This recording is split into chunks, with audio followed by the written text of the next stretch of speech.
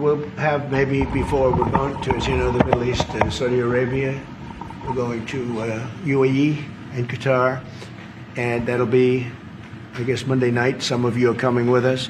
I think before then we're going to have a very, very big announcement to make, like as big as it gets, and I won't tell you on what, but it's going to, and it's very positive. I'd tell you if it was negative or positive. I can't keep that out.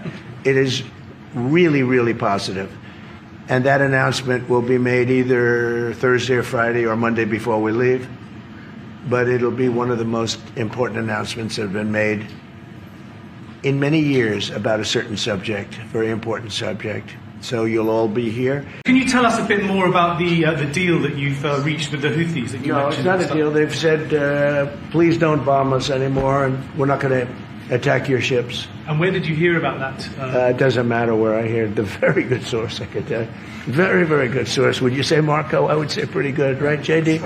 A very good source. We had some very good news last night. The Houthis have announced that they are not, or they've announced to us at least, that they don't want to fight anymore. They just don't want to fight. We will honor that.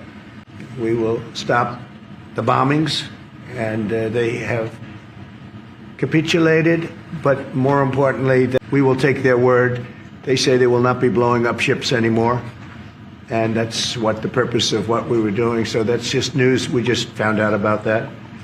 So I think that's very, very positive. They were knocking out a lot of ships going, as you know, sailing beautifully down the various seas.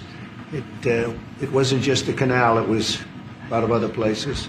And I will accept their word, and we are going to stop the bombing of the Houthis, effective immediately. In California, a little train going from San Francisco to Los Angeles that's being run by Gavin Newsom, the governor of California. Did you ever hear of Gavin Newsom?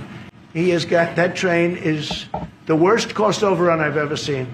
It's like totally out of control. So then they said, all right, we won't go into San Francisco. We'll stop 25 miles short. And we won't go into Los Angeles. We'll stop 25 miles short. It's hundreds of billions of dollars for this stupid project that should have never been built. And then they realized that it would have been a lot less costly if we just gave limousine service back and forth and gave it free. They would have saved hundreds of billions of dollars. They have airplanes that go there for one-hundredth the cost, and they have cars. They have a thing called the highway that goes back and forth. It's not fully utilized. And they got involved with this project. And, you know, I always liked Gavin. I had a good relationship with him. I just got him a lot of water. You know, I sent in people to open up that water because he refused to do it. We just got him a lot of water. If they would have had that water, and if they would have done what I said to do, they wouldn't have had the fires in Los Angeles. Those fires would have been put out very quickly. It's the worst cost overrun I've ever seen. I've watched a lot of stupid people build a lot of stupid things, but that's the worst cost overrun I've ever seen, what's happening between San Francisco and Los Angeles. And you ought to ask about that, because this government is not going to pay. I told our very great new Secretary of Transportation, he's doing a good job, Sean Duffy, I said, we're not going to pay for that thing. They are just, it's out of control.